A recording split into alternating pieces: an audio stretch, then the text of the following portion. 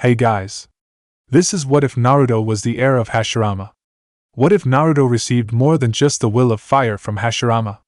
What if it was something more tangible? With the blood of the Shodai running through his veins, what changes will come to the Narutoverse?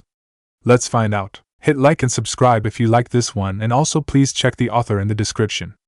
Let's start.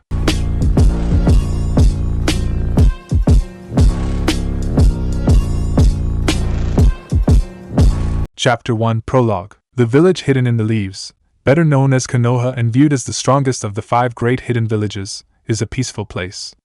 The Leaf Village is known for its will of fire, which emphasizes how important teamwork was. Many legends spawned due to the beliefs held in the will of fire, fighting for their village's sake with that ideal embedded in their hearts. On 1 October 10th, 6 years ago, the birth of one boy would be the beginning of a new legend. That boy is a young, blonde boy named Naruto. Naruto is not an ordinary boy though, he is the Jinchuriki of the Nine-Tailed Fox, who attacked Konoha on the day of Naruto's birth incidentally. The attack was devastating and came out of nowhere. Many shinobi perished that night facing the Kyuubi, along with many civilian casualties. The sudden attack crippled Konoha considerably.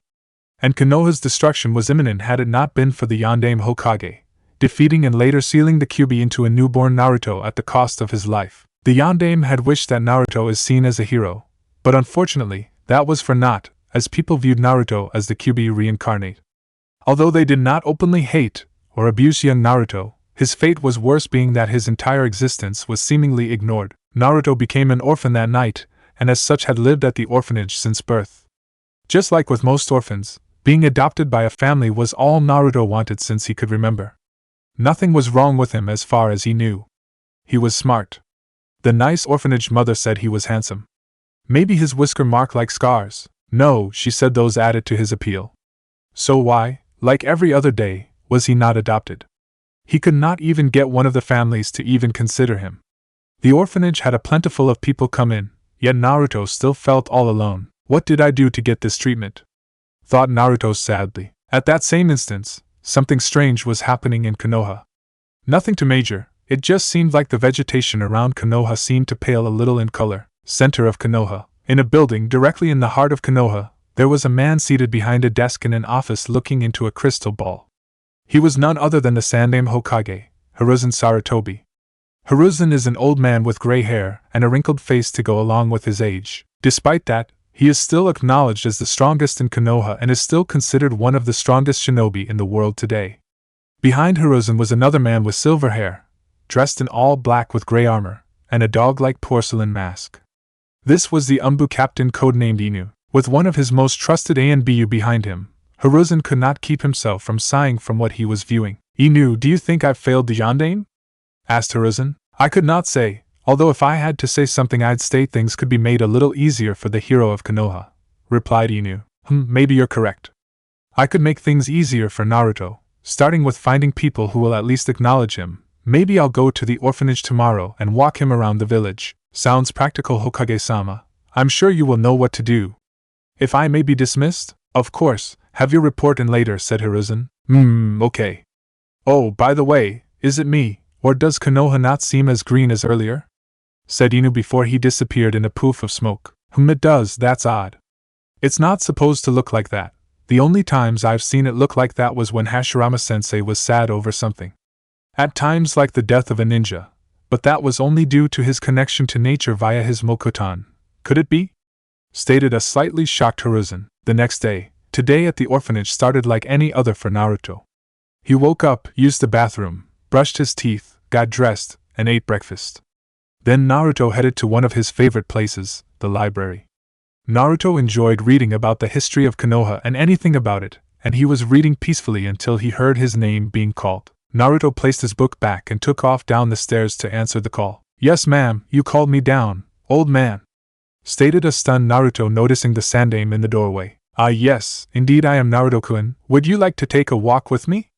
Said an amused Hiruzen as he smiled down at the ecstatic boy in front of him. 1 second, mother, could I go with the Hokage for the day? After an obvious yes from the woman, Naruto and the Hokage were off. The orphanage mother was proud that Naruto was polite enough, even in his shocked state, to still ask her permission despite the Hokage being in the room. As they were walking around Konoha, the Hokage decided to ask Naruto a few questions. Naruto-kun, how have you been? I haven't seen you for a while. I've been okay, Gigi. Everything's fine, Naruto said, trying to mask his sadness from Hiruzen. Really? Are you sure you're okay? You haven't been feeling a little down as of late, feeling lonely over how people seem to ignore you? Naruto stared bug-eyed at the Hokage. How did you know? I am the Hokage. I make it a point to know.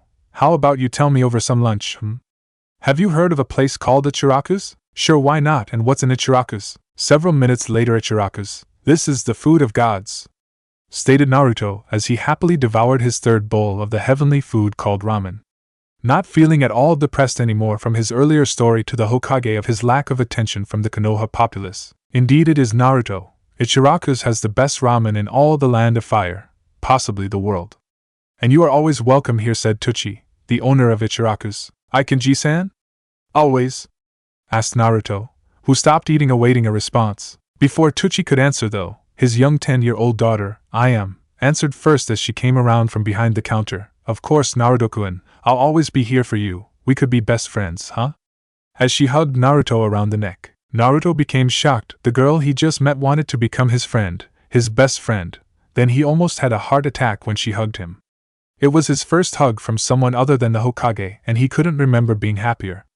His first friend his age, Naruto felt immediate happiness. At that point, the Hokage, who was happy at the scene, decided to ask another question. Hey Naruto-kun, do you still want to become a ninja? While ending his hug with Naruto replied with, of course.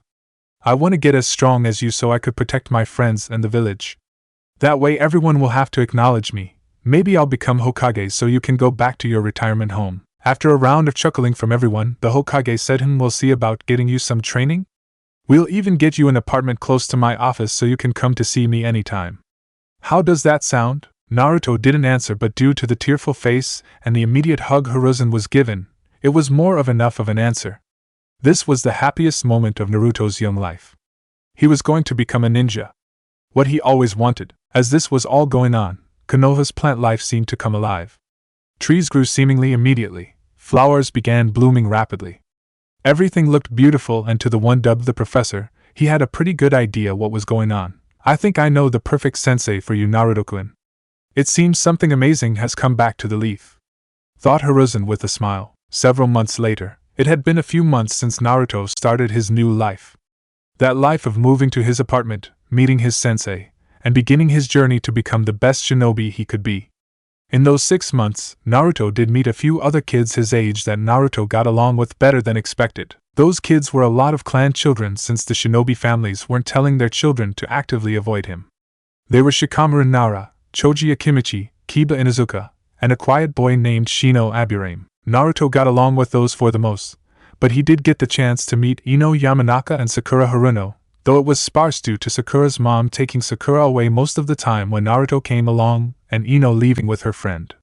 Despite that, he did thoroughly enjoy his time with each of them and became quick friends. Happiness filled Naruto. He wasn't the most popular guy in Konoha, but he at least had friends that cared about him and enjoyed spending time with him. And nearly every weekend since Naruto's new life started, Naruto met with his sensei after the academy every day at a simple training ground. He only knew him because of his tiger mask and his short, spiky brown hair. The Umbu was a pretty cool guy in Naruto's opinion. He was a calm, collected person. He wasn't a strict teacher, but he did instill a sense of perfection into Naruto's training. He mainly had him doing chakra control exercises, like the leaf balancing exercise, tree walking, and water walking to get his control up. Seeing how he couldn't do anything too strenuous due to not wanting to stunt the growth of a 6-year-old kid, he did notice that somehow, despite Naruto being a Jinchuriki, his chakra control was amazing. It was shocking because usually, people with higher reserves didn't have good control of it. Naruto was quite the anomaly. But one thing he did find the most shocking was when he tested Naruto's affinity. The results shocked him. Tora handed Naruto a sheet of special chakra paper and told him how it worked. That when he channeled his chakra into it, it would either burn to ashes, Katan affinity, become soaked, Suiton affinity, crumble into dirt, Doton affinity, crinkle up, Raiton affinity, or split in half, Futon affinity. When Naruto did as instructed, the paper did something unprecedented. The paper split down the middle, creating 2 halves, then one side crumbled into dirt, while the other side grew damp and became soggy. Whoa! Tora-sensei, does that mean I have 3 affinities? Stated an excited Naruto. As shocked as he was, Tora didn't allude Naruto to that fact. He was an Umbu, he could handle shocks like this. But it was still impressive, and you could tell from his tone when he said, yes, Naruto, that is extremely rare and very impressive. It's so impressive I think I'll teach you 2 jutsu for 2 of your affinities since they are both identical to mine.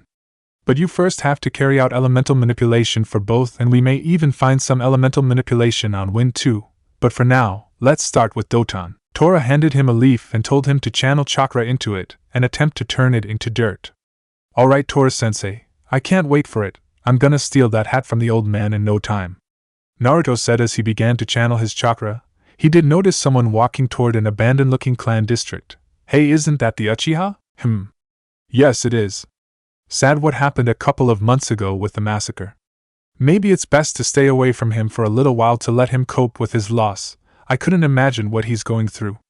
Said Tora. Maybe you're right, sensei. Hopefully, he doesn't get too sad about it. But honestly, how could I know? That pain is unbearable, I bet. Naruto said as he watched him walk down the path, forgetting about what he was doing. Hopefully. But aren't you supposed to turn that leaf into dirt? Questioned Tori as Naruto's eyes widened. Hai-sensei.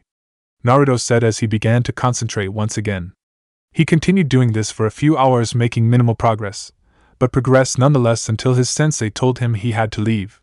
He did leave him with instructions to continue with his chakra control exercises and to keep at the leaf in his spare time. With that, he disappeared in a shunshin. That left Naruto to his own devices. Deciding that it was still too early to head home, Naruto went to the park to see if his friends were there. Hokage's office. While Naruto was hanging at the park, Tora arrived at the Hokage's office to give his report on Naruto's progress. Tora began with, Naruto still surprises me. Despite having enormous chakra reserves, he still maintains amazing control over his chakra. It's quite unbelievable. But that wasn't the biggest surprise of the day. Normally these reports had little merit since Naruto was just beginning his journey and did not do anything of too much substance since he was still underage. But due to the last thing his Umbu said, he was interested in hearing it. Please tell me what it is, asked Hiruzen. It was hard to keep the smirk off his face as he stated, I tested Naruto's elemental affinity today with chakra paper. I found out that Naruto has 3 chakra natures. Upon noticing the Hokage's dropped jaw, thrilled that he was able to tell him that info, he continued with, those 3 are wind, water, and earth. After a few moments of still being stunned, the Hokage stated, it seems Naruto-kun is blessed with amazing abilities. You remember when we found out he was a censor? Flashback. Now Naruto-kun, are you ready to meet your sensei and begin your training? Asked the Hokage. Naruto closed the door to his apartment as he said excitedly, yes, I can't wait to become the best. With that, Naruto and the Hokage headed to a training ground located 15 minutes away from his apartment. They sat and talked for a few moments until Naruto abruptly stopped mid-sentence and looked to his left. A few seconds later, an Umbu in a tiger mask appeared in a swirl of leaves. The Hokage noticed this and asked Naruto how he knew the Umbu would arrive right there. What Naruto said shocked him. I don't know, Gigi. I just kinda felt him coming and that was the direction he was coming from. I've always been able to do that, it's kinda weird. I also know what people are feeling too.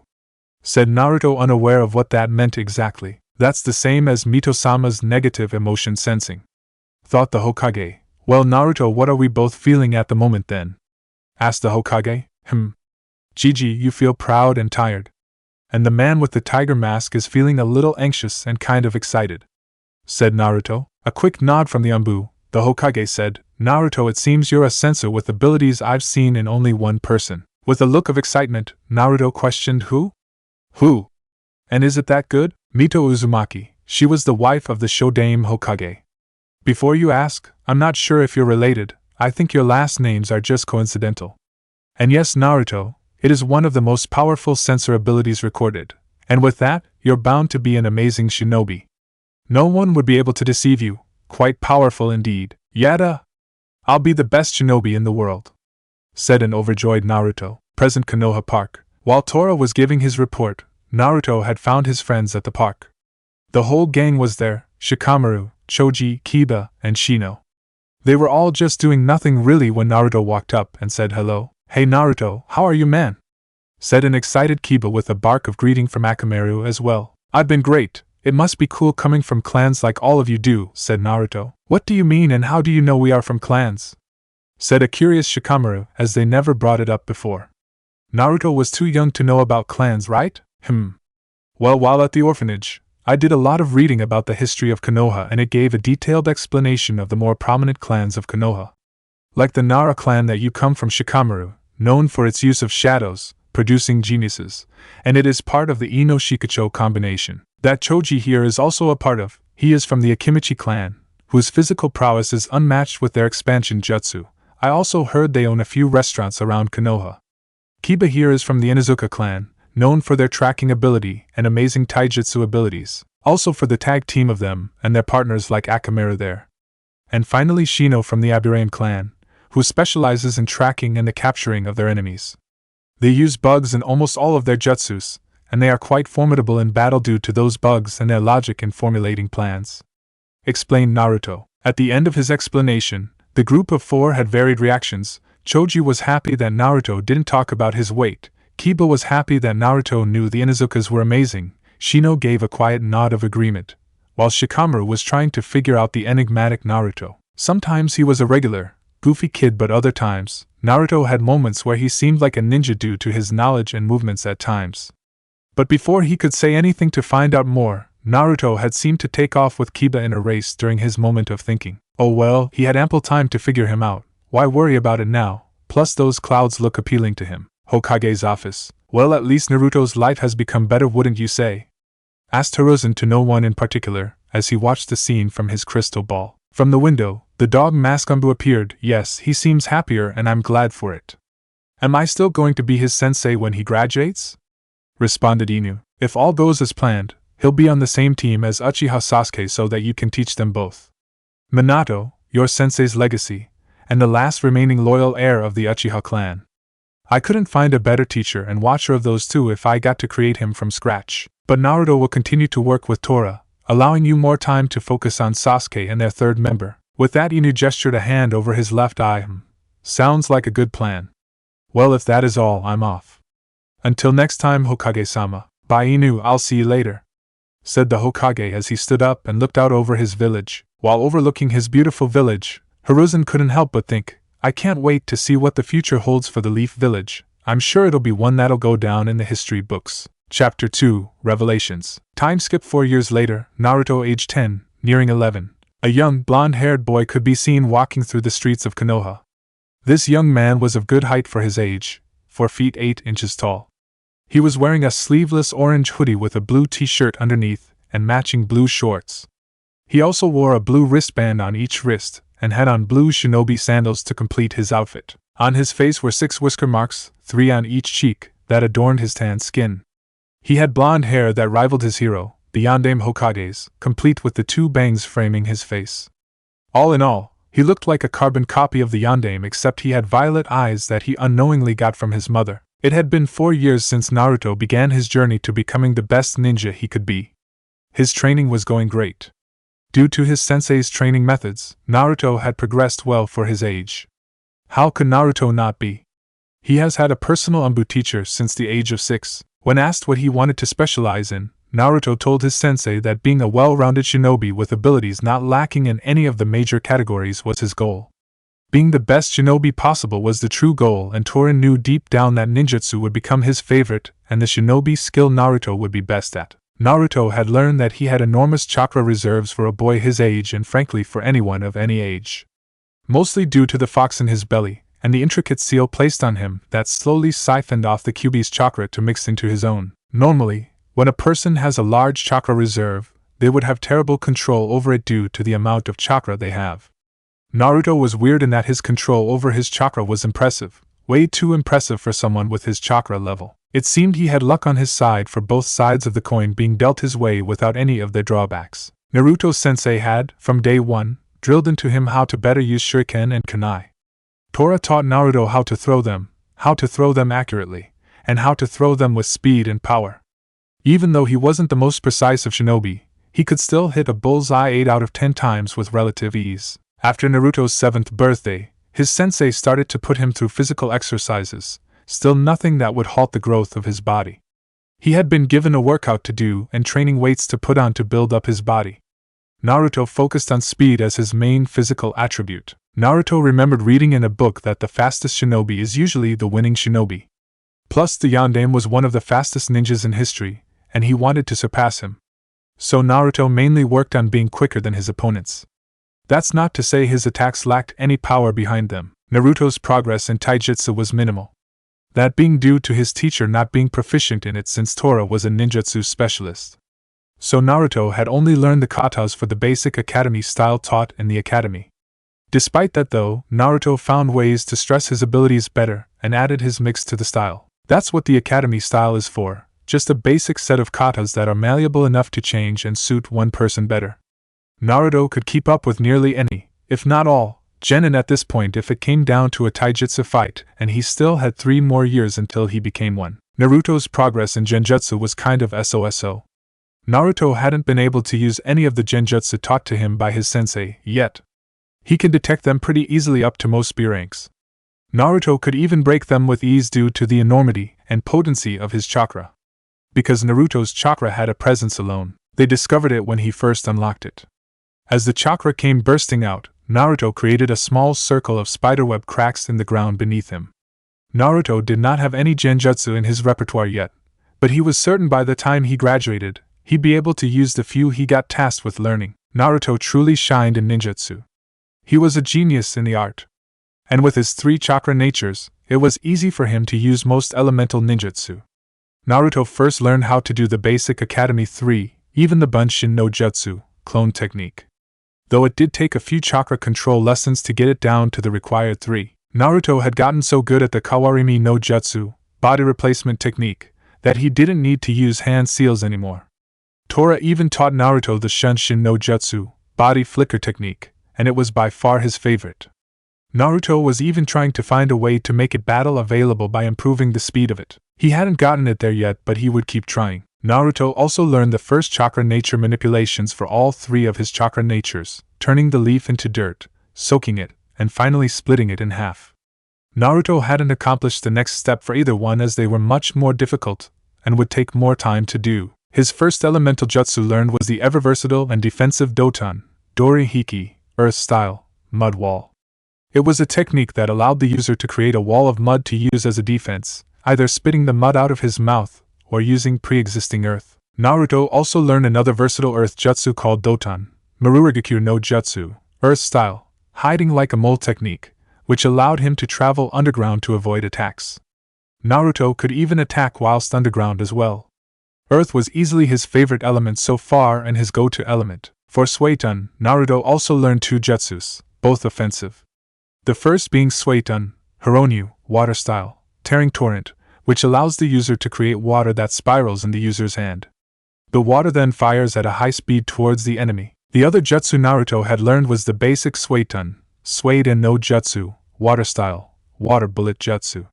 It's a basic water technique where the user spews forth water from his mouth in the form of a bullet-like fashion. It's comparable to the Katon, Enden, Fire Style, Flame Bullet. Naruto hadn't learned any Wind-style jutsu yet, electing to just use it to add a deadly edge to his weapons. Adding wind chakra flow, Naruto's weapons gained an increase in their cutting power. His kunai and shuriken became all the deadlier, although, since he hadn't mastered the elemental manipulation for wind fully, they weren't as deadly as they could be. It was still better than not having anything. Naruto was happy with his progress in ninjutsu. He may not have over 1,000 jutsu like Konoha's copy ninja, but he did master the ones he had. So much so, that with his chakra control and the continual practice of his ninjutsu, he had shortened the hand seals down to 1 for his Shunshin, one-handed ram seal, mud wall, and water bullet, to none for his others.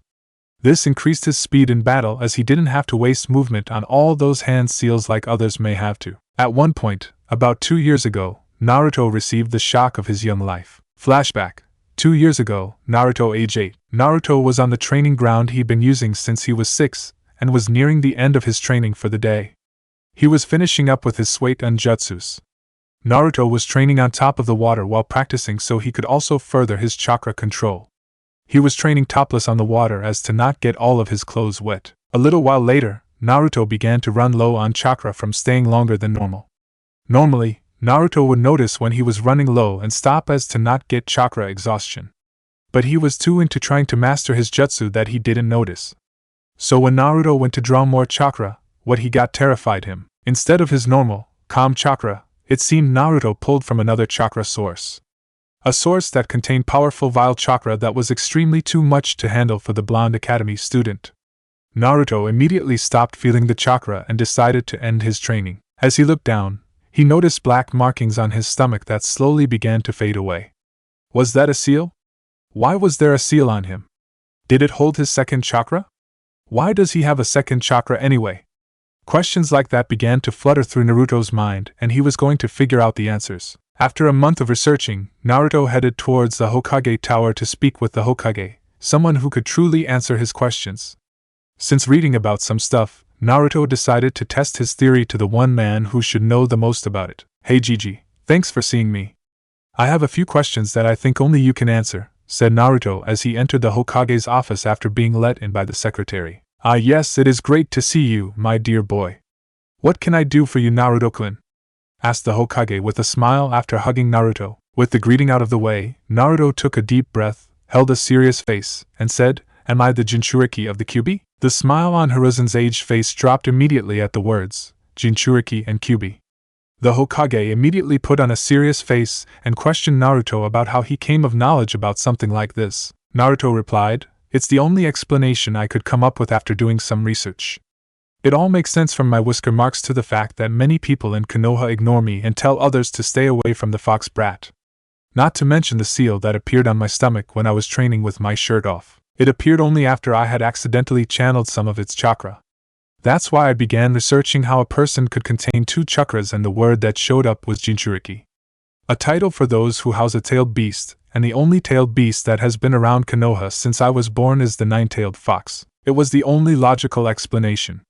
And even now, based on your reaction, I'm assuming I am correct, said Naruto sadly as he realized that he was the Kyuubi. The same Kyuubi that attacked Konoha 8 years ago, and the people of Konoha's treatment was justified. Hiruzen was heartbroken that Naruto had come to find out his status as Konoha's Jinchuriki without anyone telling him. He hadn't wanted to tell him until he was at least a Chunin, but it seemed that was too much to hope for. Now Naruto-kun, yes you do house the Kyuubi, but do not mistake that as being the fox itself. You are Naruto, not the Kyuubi. It's no different from a sealing scroll and a kunai. Just because you seal a kunai into a scroll, that doesn't make the scroll a kunai. It's just a scroll with a kunai in it. The same as you, although it's a very deadly kunai, with 9 tails. Do you understand? Naruto, who had become saddened, cheered up slightly upon hearing that. Though he still had a few more questions. Yeah, I got it. But why was I chosen as the one that housed the Kyuubi? Because you were the only one the Yondaime could trust the village's safety to. You were a hero ever since birth, as you protect Konoha more than any other person, including me, with being our Jinchuriki. Who were my parents? Did they just hand me over to the Yondaime for that purpose and leave me alone to handle this by myself? Can you tell me about them yet? Questioned Naruto with a teary and hopeful face. Naruto-kun, do not think like that. I know personally that your parents were great ninjas and even better people. Whether they handed you over to the Yondaime to become the Jinchuriki of the Kyuubi, I cannot say, as it's an S-rank secret, just like the knowledge of your parents. You are a precious Jinchuriki, and knowledge of your heritage could be harmful to Konoha in the long run. So it's being kept secret from everyone, even you. However, I can tell you that they fought valiantly in keeping the fox from assaulting the village and that they gave their lives protecting it. They were both exemplary shinobi and even better friends. And like I said before, I can't give you information about them. Your parents had a lot of enemies, and it would be unwise to have it somehow get out. Other villages may find out and want to attack Konoha just to get rid of you, said the Hokage with a stern face that left no room for argument. But I promise, when you're strong enough, you'll find out their names. Is that a deal? Ah, they must have been awesome to have that many enemies and to give birth to the future greatest ninja ever. I can't wait for the day I get to find out who they are. I'm gonna hold you to your promise, old man, said a now motivated Naruto.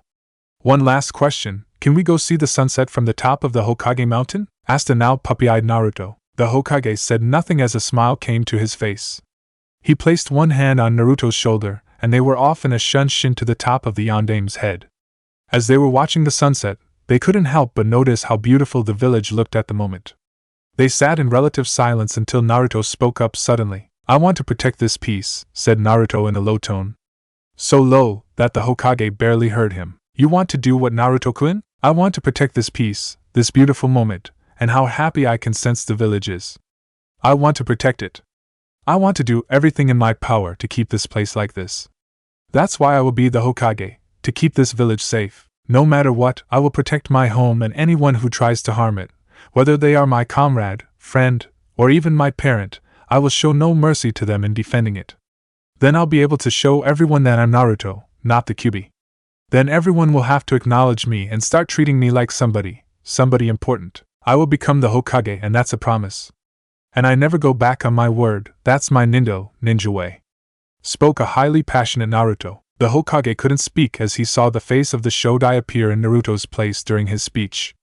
Naruto had just invoked in him the same amount of passion he had when Hashirama told him what it was to become the Hokage. It was incredible to see. The will of fire burned brightest in this 8-year-old child, and he couldn't keep the smile off his aged face. Indeed you will, Naruto. Indeed you will, thought Hiruzen to himself, and he finished watching the sunset with Naruto. Flashback end. Ever since that day, Naruto's training seemed to amplify due to the effort he put into becoming better. He took things more seriously and trained harder every day. Despite that, he still made time for his friends. Mainly through the academy, since they all entered at the age of 6. In the academy, though, Naruto decided that he didn't need to show all of his abilities. Thus he established himself as one of the middle students in his class. He didn't feel it necessary to become the Rookie of the Year or anything for that matter, as it meant nothing to him. Plus he had read that information was one of the most powerful tools a shinobi could use, so he hid his power to not show too much. Naruto knew that he was by far the strongest of his age group, even if no one else did. He was far more advanced than his classmates, even Sasuke. But Naruto knew that if Sasuke ever awoke his Sharingan, he could catch up to Naruto quickly. But what Naruto didn't know was that he had his trump card revealed that afternoon. After finishing his day at the academy, Naruto made his way to the training ground he had frequented since 6. Upon noticing that he was early, Naruto decided he'd get started anyway. After placing on his training weights, he began to go through a few physical exercises before his sensei arrived. After about an hour of just training, Naruto sensed his sensei approaching. He immediately stopped what he was doing to see what was on the agenda for the week. "Hello Naruto, how are you today?" said Tora upon arriving. After Naruto greeted back in kind, he continued with, "Now Naruto, your training has come out fantastic, and as your sensei, I couldn't be prouder. With that being said, I have a new jutsu for you to learn, and I think you'll be able to use it." Naruto began to immediately get excited at the prospect of learning a new jutsu. He would have another jutsu to add to his arsenal, and it would further increase his battle capabilities. "Are you ready?" "Good, here we go." This jutsu is an advanced version of the Bunshin no Jutsu, clone technique, where you'll be making a clone of yourself. Although unlike the standard clone, this will be a physical clone. With that in mind, the hand seals for the jutsu are tiger, dog, snake. Now you'll have to channel a bit of chakra into it, as it does have a higher cost. "Go ahead, try it until you get it," said Tora as he held an anxious air about him awaiting the results. Naruto remembered the hand seals easily, and did them slowly one at a time. When he finished, he channeled a lot of chakra into the jutsu while thinking of making a clone of himself. When nothing occurred, Naruto looked confused for a moment, and thought he did it wrong until his sensei told him to try again, as it was difficult to do. With a few pointers here and there from his sensei and an hour of steady attempts of the jutsu, Naruto finally got a result. An exhausted Naruto, for the 100th time in the past hour, flew through the hand seals for the jutsu and channeled a bit of chakra into it. Unlike other times, Naruto felt a pull at the back of his neck, but it went away as soon as it came. Thinking he should tell his sensei, Naruto looked up to his sensei, but his sensei was pointing behind him. Turning around, Naruto looked to see what his sensei was pointing at. He gasped at the sight of another him that had turned around at the same moment, and gasped as well. It was him, and they seemed to mask each other perfectly. As if he was staring at a mirror. "It's me!" shouted both Narutos at the same time. "You look awesome. This is so cool," said both Narutos at the same time. They both then proceeded to get to know one another, and found out they liked the same things ironically. An amused Tora looked at the sight of Naruto and his interaction with his clone, but when they started talking about ramen, he thought it had gone far enough. "Naruto, Naruto, Naruto." Both Narutos got scared at the sight of their sensei having that creepy ghost teller light cast upon him.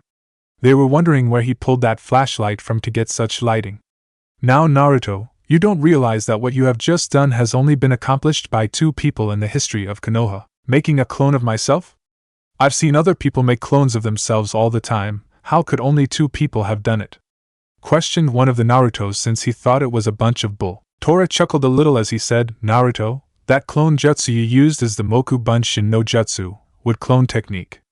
It's a solid clone of oneself made of wood. It can only be accomplished by those that have the Kekai Genkai made famous by the Shodai Hokage, Mokuton. At this, both Naruto's jaws hit the floor. This news surprised them since they knew all about the bloodline, having seen it in many books. The ability to convert one's chakra into life. Naruto was truly happy that he was connected to someone in some way. And a Hokage to boot. With this bloodline, it meant Naruto's lineage stemmed from the first Hokage. He was a senju. He had a clan. A family. Naruto and his clone then proceeded to start celebrating together, completely forgetting their earlier exhaustion. Does that mean I'm a senju sensei? It's the only way, right? Bloodlines can only be passed down to those only with the same blood, right? After receiving a nod from his sensei, Naruto continued in his moment of euphoria with dances and the whistling of a tune. He was Senju Naruto. He was going to put the Senju clan crest on his back and wear it proudly. Throughout Naruto's jumps for joy, he didn't notice the garden of flowers that would spring up underneath him every time he landed as they were responding to his happiness. Even though Tora was happy for the new Senju, he still noticed a few flaws in Naruto's jutsu, and as a sort of a perfectionist, he pointed them out. Naruto, you did make a wood clone of yourself, but it's not perfect. After seeing both Naruto's confused looks, Tora elaborated, well, first off, your clone looks like a puppet. That's not supposed to happen. Secondly, his arm is reminiscent of tree bark, definitely not supposed to happen. And thirdly, he's not even the same height as you. The clone must be the same, he should look like a perfect copy of you down to every detail. Just like a transformation, if it's not done properly, the enemy will immediately see through the rows and use that to their advantage. After a nod of agreement from Naruto, Tora began to say goodbye for the week. Now that you have a new jutsu, I want you to practice making it perfect for the week along with the other exercises you normally do. When you complete the jutsu, I'll show you another Mokuton jutsu to add to your list. Now I'm off to have a chat with Hokage-sama, so I will see you later. Oh, and Naruto, the Senju clan is a feared clan on equal par with the Uchiha clan. Especially Hashirama because of his Mokuton abilities.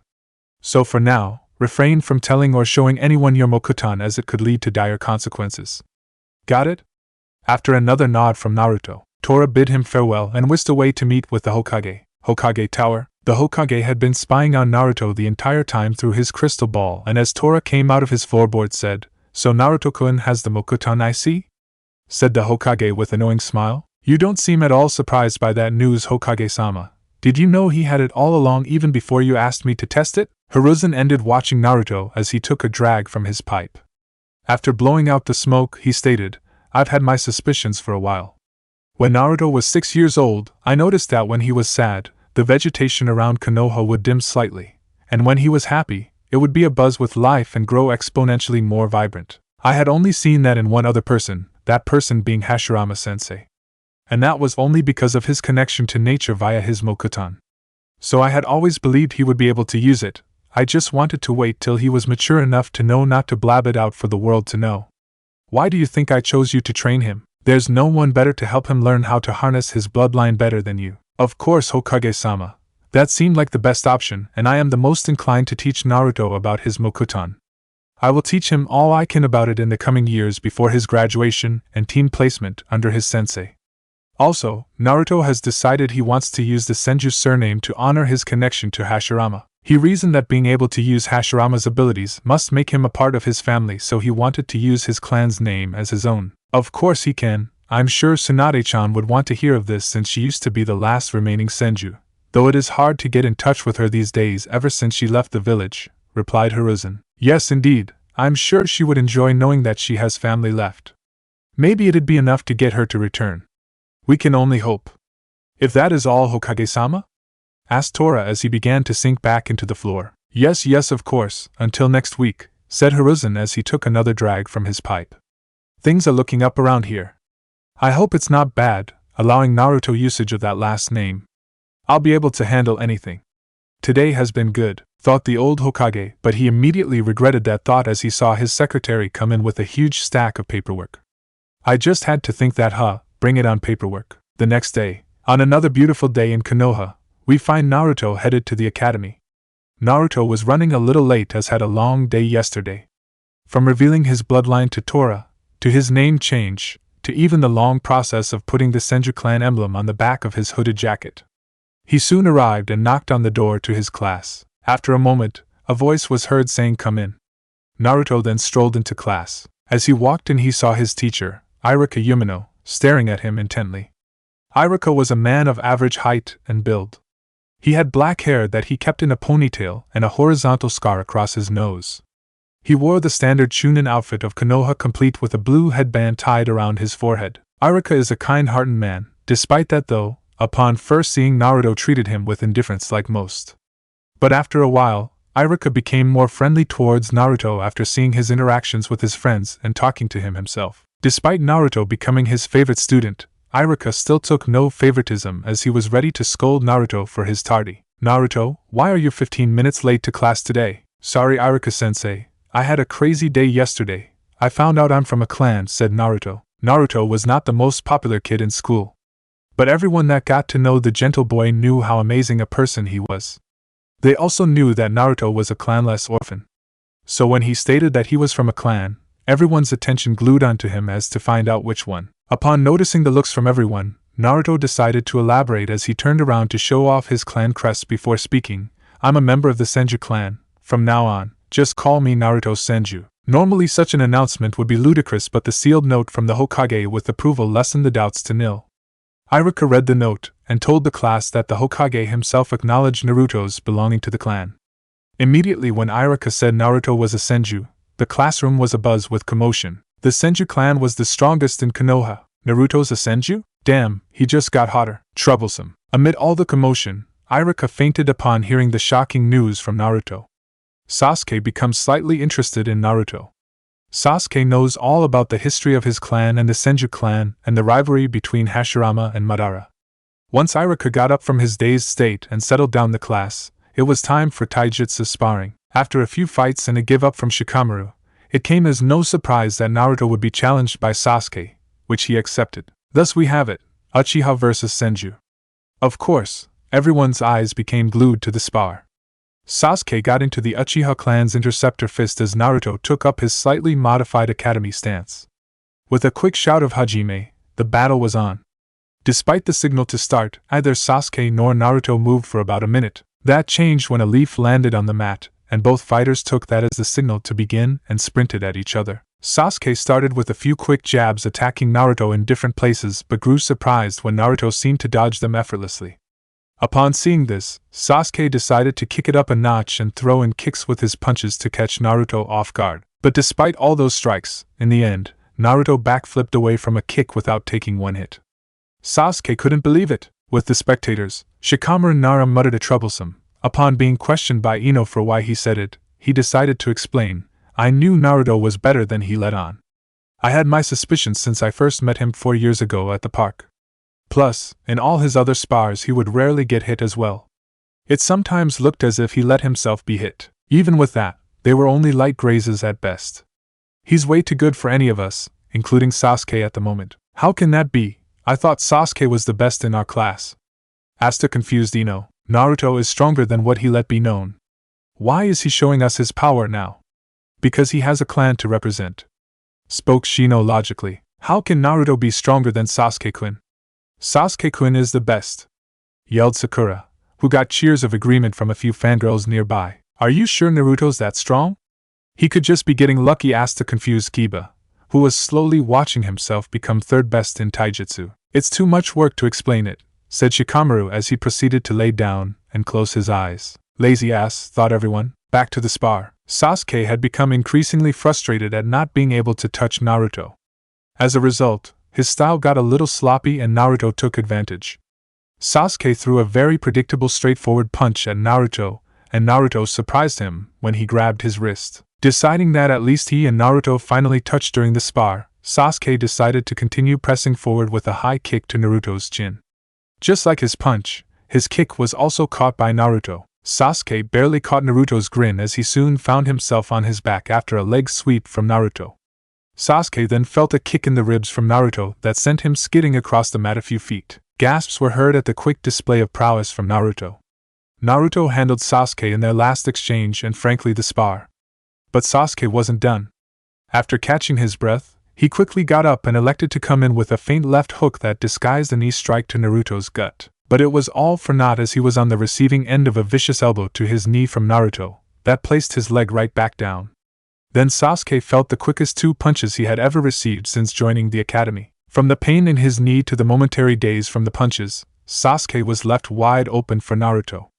Seeing Sasuke's stunned state, Naruto decided to end the spar with a follow-up uppercut to the stomach that doubled over Sasuke and finally with a quick elbow strike to the back of the neck to send Sasuke off into unconsciousness. Everyone became shocked at the display because up until that point, Naruto never showed that level of skill before. He was good, but it was always believed that Sasuke was the best. Not after that brutal and quick defeat. Naruto was incredible and was now being shown in a new light. It seemed there was more to the kind boy they had come to know. What Naruto didn't know was that the ass-kicking he handed Sasuke just now would be the spark he needed to activate his Sharingan. Sasuke had his Sharingan since he was 6 years old from the massacre of his clan. He just needed enough of a catalyst to make them spring forth again. And that was more than enough. Now Sasuke would train harder than ever. Not to kill Itachi, but to get on the same level as Senju Naruto. And with his Sharingan now activated, he was going to try to close that gap. Later that day, when the academy closed that day, since it was one of Naruto's off days for training, he decided to head to his favorite restaurant, Ichiraku's. He wanted to catch up with his first friends outside of the Hokage and devour his weekly ramen. As Naruto pushed back the flap of the restaurant, he yelled, "Hey old man! 1 large miso ramen please." "Ah, Naruto, how is my favorite customer doing these days? You look well," said Tucci as he began to make Naruto's dish. "Old man, I feel great. I learned something about myself the other day." "Something big." As Tucci finished Naruto's ramen, he handed it off to Iam, who asked, "And what would that be, Naruto-kun?" "First off, Iam-chan, did I ever tell you that having a beautiful girl, like yourself, bring me ramen is probably the most amazing thing I've ever seen?" "It's like a dream really," said Naruto as he began to slurp his noodles unaware of Iam's blushing face. "Hee thank you Naruto-kun, now tell us about your big news," said Iam as she fought down her blush. "Oh right," said Naruto as he had somehow gotten to his second bowl of ramen. "Where did he get that second bowl from?" "Yesterday, I found out that I am a part of a clan, the Senju clan." "Can you believe it?" Naruto Senju, future Hokage of Konoha and ramen connoisseur. "Believe it?" Both Iam and Tucci froze at Naruto's declaration. Senju, as in Hashirama and Tobirama, the first 2 Hokages, Senju? They're Naruto, the same Naruto they had met only 4 years ago. They were so into their thoughts that they didn't register when Naruto said goodbye to them after finishing his 3rd bowl of ramen. Wait, his 3rd bowl? When did he get 3 bowls of ramen? Iam only brought 1. Sometime later, as Naruto was walking home, he happened to overhear a civilian say something that put a smile on his face. "Did you hear? That kid is a Senju and I heard he defeated the Uchiha prodigy with ease today. Maybe that boy is not the demon fox. Maybe he is just a kid. For him to beat the Uchiha kid, that must make him a genius as well, right? To be from the famed Senju clan, he could be. I don't want to get ahead of myself, so I'll just wait until I hear more about him." Overhearing that conversation, Naruto couldn't help but be happy. The process of getting Konoha to see him as him was starting. It was only one person today, but everyone had to start somewhere, right? Chapter 3, Jenin. Time skip 3 years later, Naruto aged 13, nearing 14. Today was the day Naruto would finally become a shinobi of Konoha. A prepared Naruto was ready for the Jenin exam today. It had been a journey that started with him crying into the Hokage's robes when he was 6 up to this very moment now. And boy, Naruto was feeling good. Naruto had grown to a nice height of 5 feet 4 inches tall. He even changed his wardrobe due to him becoming an actual shinobi today.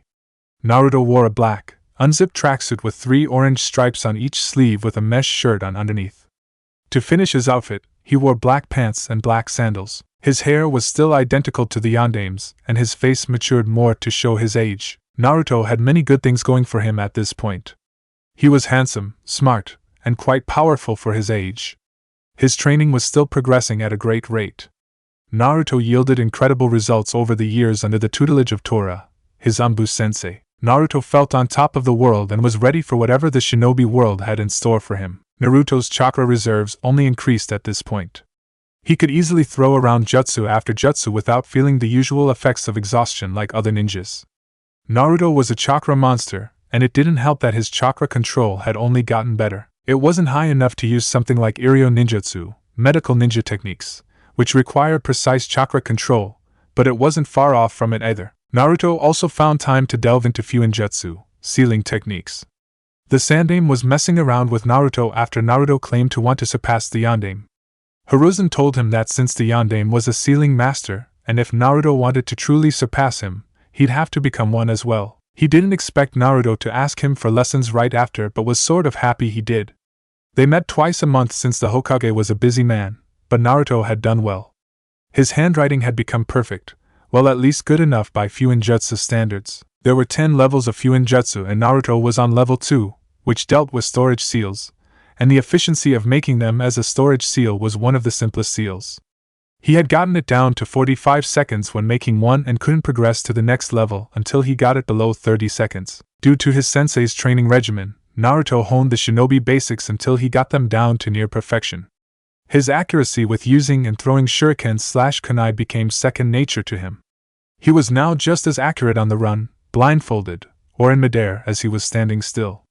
It was a perfect 10 of 10 on the bullseye. Naruto's taijutsu blossomed well along with his shuriken skills. Despite still only using his modified academy style, he was still formidable in it. His speed nearly doubled with all the exercises he did and the heavier training weights he was now using. Naruto learned to even add chakra to his strikes to make them slightly more powerful. Now it wasn't to the extreme of one of the famed Tsunade senju punches, but it bolstered his attack strength. Tora had said that in a flat-out taijutsu fight, Naruto could best most Chunin at his current level. Genjutsu progressed nicely for Naruto as well. He finally got down the 2 genjutsu his sensei taught him. One of those being Meigen, Jigakukoka no Jutsu, demonic illusion, descending hell technique, which creates the illusion of a huge fireball falling from the sky toward the target. It is only a C rank and pretty easy to spot and dispel. His second genjutsu was more effective than his first one, the Nien Shoujo no Jutsu, Temple of Nirvana technique, which generates sleep-inducing, imaginary white feathers that upon being seen make the target fall into a tranquil state of slumber. When it comes to spotting genjutsu, Naruto had gotten better and his ability to break them had moved up to a few A ranks. He was fine with that at the moment. Like always, Naruto's ninjutsu progressed the most, so much so that he seemed like a specialist. Yet and still, Naruto managed to add a lot of new ninjutsu to his arsenal, though most were for his, still hidden, Mokuton. Naruto finally got his Shunshin no Jutsu, body flicker technique, battle ready. No leaves or smoke, just a simple afterimage. It couldn't catch keen-eyed or Chunin level opponents off guard, but it was still something at least. On to his element progression, for Doton, Naruto added only one new jutsu to his list. That jutsu being the powerful Doton, Doryuden, Earth Style, Earth Dragon Bullet, which creates a mud dragon, which proceeds to rapid-fire mud bullets at a target. Naruto still favored Doton over Suiton and Futon and as such, used them the most. For Suiton, Naruto added another B rank like his Earth Dragon. The Suiton, Suigaden Water Fang Bullet, which creates a powerful liquid mass brought forth from the water as it becomes compacted and adds a spinning motion to increase damage. It was a great jutsu and one that attacked an opponent in a 360 around them with multiple rising fan-like water attacks. In Futon, Naruto finally learned a jutsu for his third element. It was simple but a great technique that would grow as Naruto grew. Futon, Daitapa, Wind Style, Great Breakthrough, was a technique that created a sudden gust of wind that with enough skill, could become more than just a C-rank jutsu. Its power depended entirely on the user. Since awakening his Mokuton, Naruto spent the most time getting better at it as it easily became his favorite element. Mokuton had the strength of earth and water's fluidity. It was the perfect element in Naruto's opinion. And Naruto soaked up as much on it as he could from his sensei as possible in the last 3 years. Naruto already knew the Moku Bunshin no Jutsu, wood clone technique, and had finally perfected it.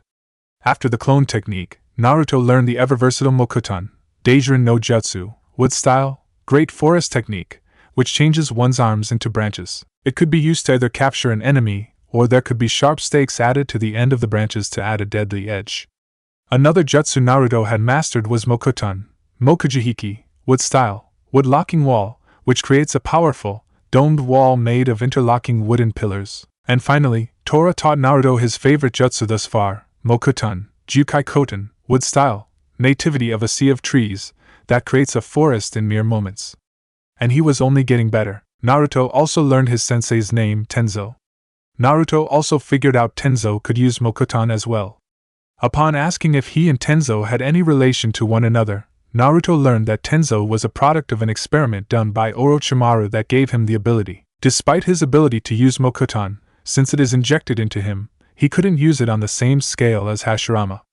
Naruto didn't have that problem. His Mokuton was genetically passed down, and it showed when his Mokuton was noticeably stronger than his sensei's despite just learning it. Naruto had room to grow and his power could match Hashirama's in Mokuton, given enough time. After Naruto's 12th birthday, Tenzo decided it was time for the meeting to take place between Jinchuriki and Bijou. Flashback. Almost 2 years ago, Naruto aged 12. You want me to meet the Kyuubi?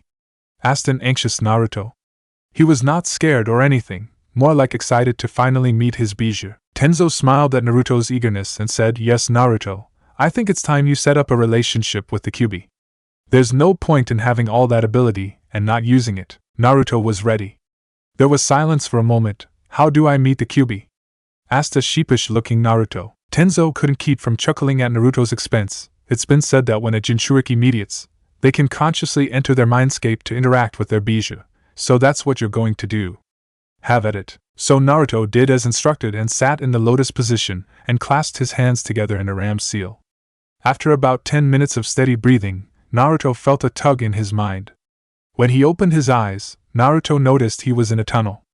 Looking behind him, he saw a wall, so Naruto went down the only path, which was forward. After what seemed like an hour, which wasn't a whole second in the real world, Naruto met a cage. A huge cage. After not noticing another presence or any movement behind it, Naruto began to wonder if he went the correct way. Hello? After no response, Naruto thought he did something wrong and was about to leave until an eye opened. A giant red, slitted eye. Then another opened. And finally, the shadows covering a massive fox with 9 tails lifted. So this is my Jinchuriki. Finally, come to meet me I see, said Kyuubi after staring at Naruto. Yes I am, my name is Senju Naruto and I am happy to finally meet you, said Naruto with a smile. Normally I tear you to shreds just because, but your chakra is very calming and it's soothing. Not to mention this cage and seal keeping me from doing so. So in the meantime, I'll humor you, replied the Kyuubi as it placed its head on its crossed arms. Naruto didn't show outwardly a reaction to the prospect of being torn to shreds, but he did gulp on the inside. Well, I just wanted to get to know you better. You've been in here for 12 years and I still know nothing about you besides what legends say, said Naruto as he continued with, well, when I was researching the Bijou, I found out there are 8 other like you in the world. And one thing I noticed was that the Ichibi has a name, Shikaku. So it made me wonder, do all of you have names? If so, what's yours? The Kyuubi became shocked. It had been able to hear what the boy's sensei had said this visit would be for, and thought his Jinchuriki would just come in here demanding power. So when the Kyuubi heard Naruto's question, you could hear the surprise in its voice. You, a kid, are the first human to ask if I have a name for as long as I have existed in this world. For that I thank you, said the Kyuubi as he became more interested in his container. Kurama, my name is Kurama. Naruto couldn't keep the smile off his face. This had started better than expected. Well, Kurama, if I may, why did you attack Konoha? Said Naruto as he held a stern face. He had always wanted to know, since it never added up to him, that the Kyuubi would just attack out of nowhere. To be honest, a man with a Sharingan manipulated me. Just because I'm near omnipotent, I don't go around destroying places just because I can. So while hypnotized by this masked man, he set me upon your village until your yandere managed to seal me into you. Well, it's good to know that you didn't attack Konoha of your own volition or that you're not a homicidal Bijou hellbent on destruction. Can you explain why this place looks like this? I'd thought it'd be more complex like the seal on me, said Naruto as he thought it looked like a sewer. It is not a sewer, kit, said Kurama as Naruto looked shocked but then remembered, he was in his mind. So obviously his thoughts could be heard here. And for why it looks like this I cannot say. Though it is cozier in here with your Mokuton-infused chakra circulating throughout this place, permeating the air here, well, as long as you're comfortable then I'm okay with it. Now, down to the nitty-gritty of why I'm here.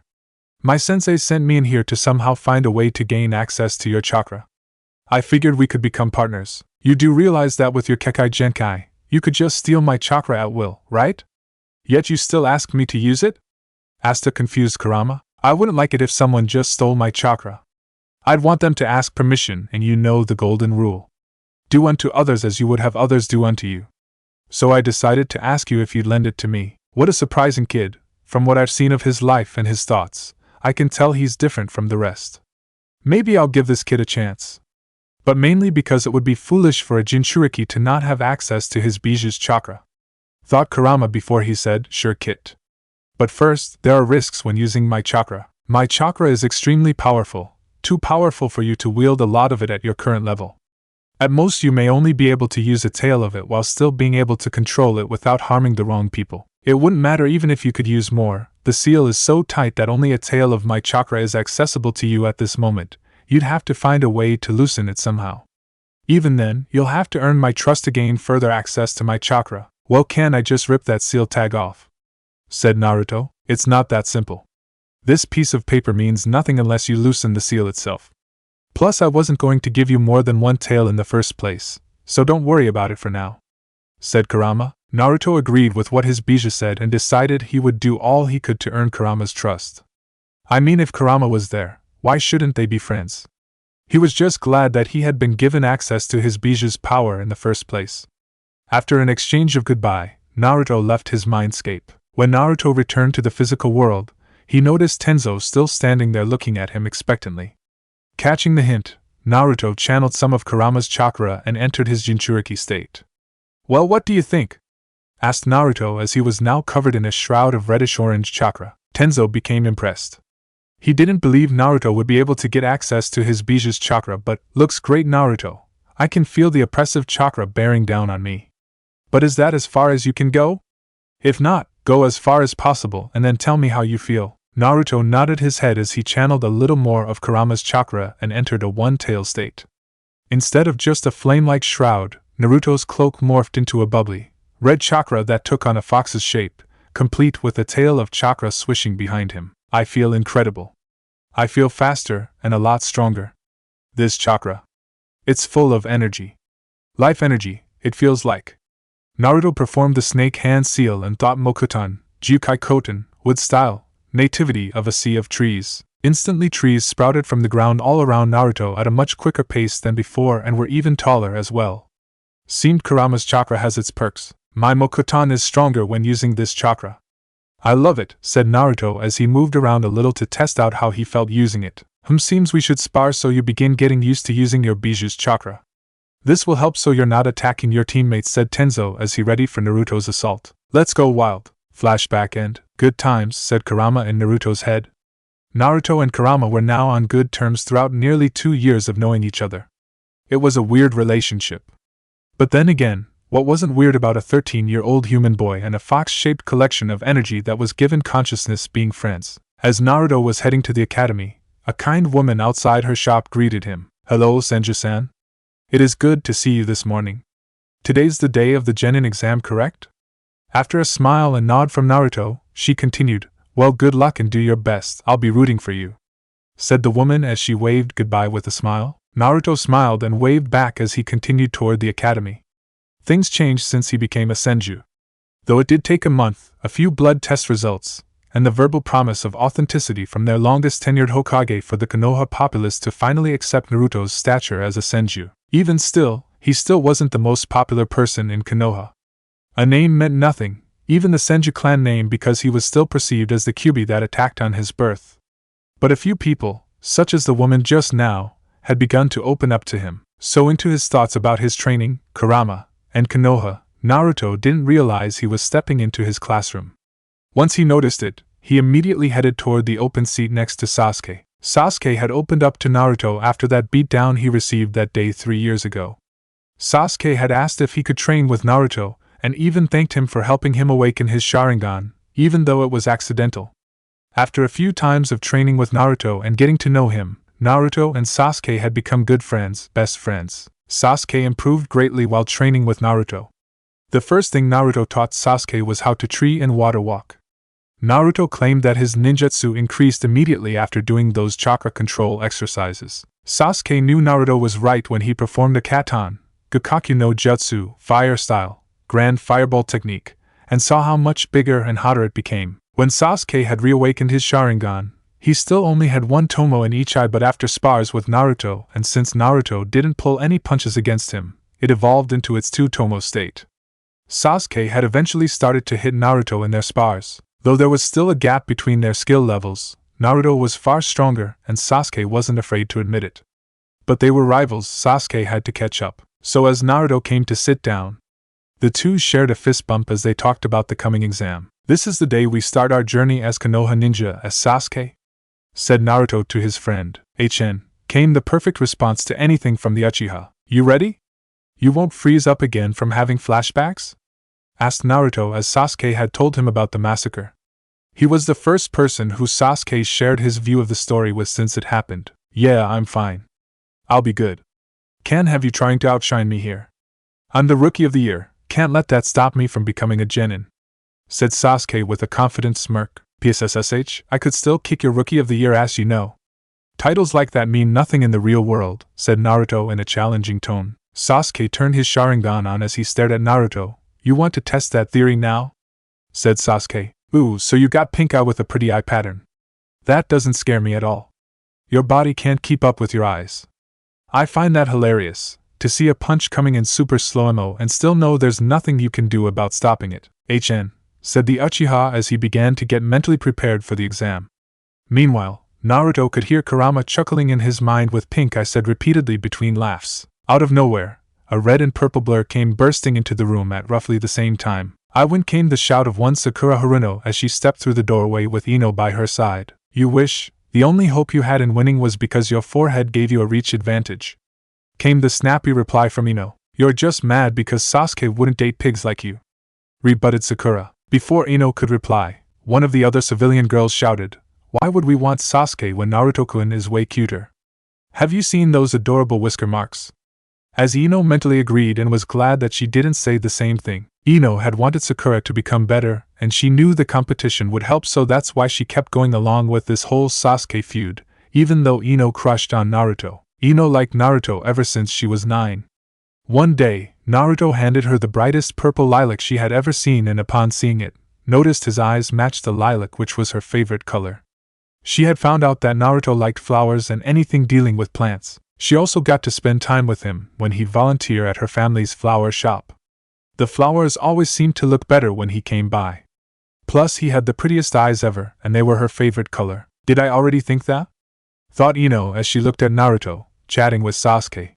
Her thoughts ended the moment Iruka-sensei entered and ordered everyone to take a seat. After a long, arduous speech from him, the exam started. Iruka and his assistant, Mizuki, began handing out the written exams. Mizuki was a man of average height and build, similar to Iruka. He had white, neck-length hair and wore the standard Chunin outfit of Konoha. To complete his outfit, he wore his forehead protector bandana style around his head. Naruto had always been able to sense the bad vibes coming from Mizuki. Naruto never told anyone about it due to him just believing he was prejudiced about his Jinchuriki status. So Naruto just let Mizuki hate on him. Naruto loves his haters anyway. After the simple written exam that Naruto did the bare minimum to pass, it was time for the practical exam, which consisted of a taijutsu spar with an instructor and demonstration of the 3 basic techniques. Many of the students did well in this part of the exam. Sasuke had even managed to get a few nice hits on Iruka and got a 9 out of 10 for his efforts. Kiba finished with an 8 out of 10, and so did Hinata due to her gentle fist style. Choji received a 7 with his clan's techniques. Shino got a 6. Ino, Sakura, and Shikamaru all got a 4, though Shikamaru forfeited once he got his 4th point, which was just enough to pass. Then we had Naruto's turn, who somehow got the ironic luck to get paired with Mizuki. Naruto could already tell that Mizuki would try to harm him, but Naruto wasn't worried in the slightest. He welcomed the challenge. What occurred became known as the greatest ass-whooping ever given by an academy student to a Chunin instructor in history. Mizuki never got to move, Naruto was on him too quickly, and the match ended as quickly as it started. After Iruka said Hajime, not a second later, and a surprised Shunshin that Mizuki could have countered had he not been overconfident, Mizuki felt pain. Left jab to the face, right cross, followed by a roundhouse kick, but before Mizuki could go to the ground, Naruto planted another kick that sent Mizuki careening past Iruka. 10, definitely a 10. Since Mizuki was out cold, Irika just continued to the ninjutsu portion alone. Shino Aburame. Pass. Choji Akimichi. Pass. Sakura Haruno. Pass. Hinata Hyuga. Pass. Kiba Inazaka. Pass. Shikamaru Nara. Pass. Naruto Senju. Pass. Sasuke Uchiha. Pass. Ino Yamanaka. Pass. There were also another 18 civilian children who passed the exams as well. After Irika gave another speech on how proud he was of his students, and what life would be like now that they were shinobis of the leaf, he let his students leave. The academy was over with, and now it was time to meet their senseis, which was tomorrow. "We made it," said Naruto with a smile on his face as he tied his black forehead protector around his forehead. A smile that everyone in the group of 9 reciprocated. Well, with Shino, you couldn't see, but Naruto could sense he was happy. "We should go to celebrate." "Anyone want barbecue?" said a happy Choji. "Troublesome, but I'm in," said Shikamaru with a smirk. After a chorus of agreements, the entire gang that would later one be dubbed the Rookie 9 headed to one of Choji's family-owned restaurants. They all shared a great time at the restaurant. They knew that this would be the last time they'd all be together for a while once they separated into teams with their senseis. Eventually, they all went their different ways. Choji and Shikamaru headed to Shikamaru's house. Kiba, Shino, and Sasuke went back to their respective houses. Ino and Sakura disappeared to Sakura's home. And Hinata had politely excused herself back to her clan compound. Several hours later, a few hours had passed and Naruto began to wander around Konoha aimlessly, determining what to do. It seemed the sun was going down soon, so he'd be able to watch the sunset from Hokage Mountain. With a shunshin, Naruto sat atop of the Yandame's head. Naruto felt at peace. He felt good, and nothing would change that at all. After the sun went down, Naruto decided to head home to get some rest before tomorrow. On his way, a shinobi went flying past him and nearly crashed into him. Naruto was turning around to say sorry when he noticed the ninja had kept going. "Wait a minute, that's Mizuki-sensei. Wonder what he's in a rush for." Well, wait, is that a scroll on his back? It looks familiar. Where have I seen that scroll before?" asked Naruto in his head. Then it hit him, that was the Hokage's scroll of seals. A scroll that contained many dangerous techniques that are mostly kinjutsu, forbidden techniques. But why did Mizuki have it? Why would Mizuki head outside of the village with that scroll? A scroll that only the Hokage could touch? Oh, he's stealing it, and you're still sitting here trying to figure out what he's doing. "It's obvious," said an irritated Kurama. Naruto had the decency to look sheepish. He made sure no one was watching him as he created a Moku Bunshin, wood clone, and gave it instructions to alert the Hokage. After taking care of that, Naruto immediately pursued Mizuki to stop him. Forest nearing edge of Konoha, Mizuki had never been happier in his lifetime. The Forbidden Scroll, he had finally gotten a hold of it. Now all Mizuki had to do was hand it to Orochimaru, and he would get the power he sought. Mizuki started to get excited at how he was so close to his dreams. However, he halted when he saw the Kyuubi brat appear in front of him. "Mizuki," said Naruto with a serious face. "This night just got better," said Mizuki with a sadistic laugh. "The gods must love me to have you, of all people, show up here right before I leave. I can finally drop the act and kill you after all these years, fox boy. Didn't I just thrash him earlier today? Is he crazy?" thought Naruto with a deadpan. "It would seem so," said Kurama with a chuckle. "Don't give me that look, demon. You know why the people of this village hate you?" said Mizuki with an evil glare. "It doesn't matter," said Naruto, whose face hadn't changed since first arriving. "It's because you're the Kyuubi. You're that piece of shit fox who assaulted Konoha years ago. And now, you pathetic demon, I'm going to kill you," said Mizuki dangerously as he pulled an oversized shuriken off his back. "Naruto, I don't care how you do it, kill this guy." "Who does he think he's talking about here?" said an agitated Kurama, who was aggressively trying to send chakra into Naruto to get him to tear Mizuki apart. "I can't kill him, but I'm sure Gigi will know what to do with him to appease your needs," said Naruto in his head as he denied Kurama's chakra. "Are you done?" asked Naruto in a bored tone. "What?" asked a slightly confused Mizuki, as he thought that the boy would have a mental breakdown at the news. "I already know what's sealed into me, but I am Konoha Jenin, Naruto Senju, and nothing will change that. Before I curb stomp you something serious, I have to know, why did you steal the scroll? For power? Or was it to give it to someone else?" said Naruto sharply. "It seems I have to give you a little credit, but even a fool is right some of the time. Since you'll be dead here shortly, Why not tell you? Lord Orochimaru tasked me with the retrieval of this scroll, and in return, I would become his right-hand man. He would give me great power, and I would be able to show everyone that I'm strong, said Mizuki madly as he threw his shuriken at Naruto. Orochimaru, one of Konoha's biggest traitors. The same one that performed that experiment on Tenzo-sensei, thought Naruto as he sidestepped the shuriken. That is a terrible mistake on your part, Mizuki, and I cannot forgive a traitor of my village, said Naruto as he performed the ram hand seal and slammed both of his palms on the ground. Doton, Dorihiki, Earth style, mud wall, thought Naruto as a huge wall sprung up behind Mizuki. Mizuki briefly turned his head around and looked in awe at the jutsu used by the demon. He had no idea he could use ninjutsu of this caliber. In the short amount of time it took Mizuki to turn his head around, Naruto clapped his hands together and was ready to fire off another jutsu. Suiton no jutsu, water style, water bullet technique. Naruto fired off a huge bullet of water at Mizuki, who braced himself for impact as it plowed into him. Due to Naruto's mud wall behind him, Mizuki didn't travel far before impacting off the wall behind him. As Mizuki slowly overcame the effects of the jutsu, he steadied himself with a kunai in hand and charged at Naruto. Naruto pulled out his kunai and clashed with Mizuki's own.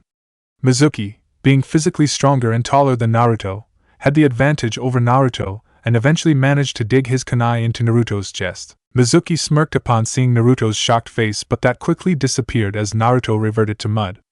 Replacement. He barely had time to turn around to see Naruto coming right at him. Mizuki felt every bit of air leave him from the Kurama-powered elbow to his stomach. Mizuki fell on his hands and knees trying to regain his breath, but before he could recover, he met unconsciousness as his body hit the ground from Naruto's dual-handed axe punch to his back. When Naruto noticed Mizuki stop moving, he relaxed a little and went over to retrieve the scroll. He then stomped Mizuki one time to keep with his word of curb stomping him. Naruto tied Mizuki up and carried him and the scroll back to the Hokage Tower. Hokage Tower? Hiruzen stood in his office when Naruto came in and told him about the Scroll of Seals incident and grew worried. However, he visibly relaxed when it was just a clone and the real Naruto was already in pursuit of Mizuki. He knew Naruto could easily handle Mizuki, but he did send Umbu out to make sure the scroll made it back and that Naruto was okay. Hiruzen knew that Mizuki had grown complacent and his skills had dulled, so Naruto would have no trouble in defeating him. He was proven right when Naruto came into view with a Shunshin carrying both Mizuki and the Scroll of Seals. You know, that was a pretty fast Shunshin, Naruto-kun, said Hiruzen with a smile as he was glad Naruto had come back unharmed and with the scroll. Thanks, Gigi. Well, I caught Mizuki, beat him down, and brought back the scroll, said a cheery Naruto as he fist-bumped his clone, who then dispelled itself. Then Naruto got serious and said, Orochimaru is involved in Mizuki's treachery. This news startled the aged Hokage, as anything Orochimaru related was of terrible news to Konoha. His favorite student had developed into a major pain in the ass, and it was his fault for not ending it all those years ago. I'm too old for this, thought Hiruzen with an aged sigh. Nevertheless, the scroll was back and Naruto caught the traitor so he could be interrogated for more information.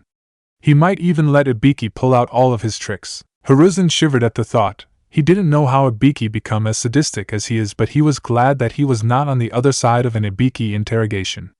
That man was brutal. You didn't peek in the scroll, did you? Said the Hokage with authority. Of course not, Gigi. That scroll is for the Hokage's eyes only, said Naruto with a smile. Good, said Hiruzen proudly as he realized how much Naruto had grown in the past years. He was well on his way to becoming a great shinobi. Well, thank you, Naruto-kun, and I say that on behalf of all of Konoha, since what you just did was a great service to the village.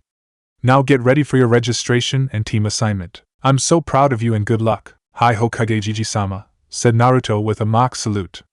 After that long day, Naruto did nothing but walk in and plop down on his bed, all the while anticipating tomorrow's event. Chapter 4, Team Kakashi. Naruto awoke today feeling amazing. Today, it'd all be official.